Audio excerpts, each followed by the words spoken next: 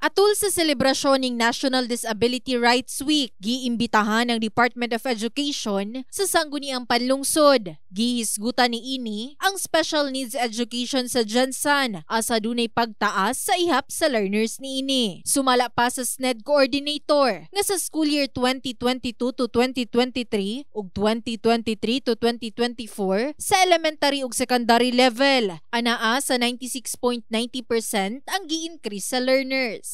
Demonstrating an impressive 96.90%. These figures reflect positive trends and increased accessibility in academic years. Question pa ni Kagawad Orlando at Sharon kung ang pagtaas sa ihap sa SNED learners usaba ka maayong epekto.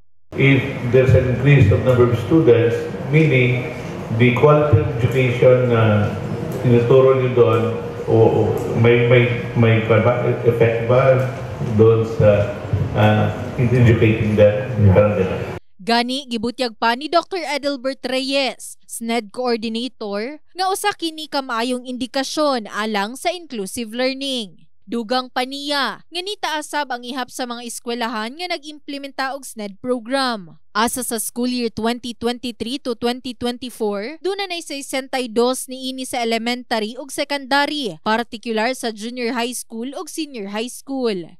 But because of the ballooning population of our students with special needs, we've increased the number of students, we increased the number of schools offering special SNED program from 35. There are already 45 schools in elementary. That's 10% increase.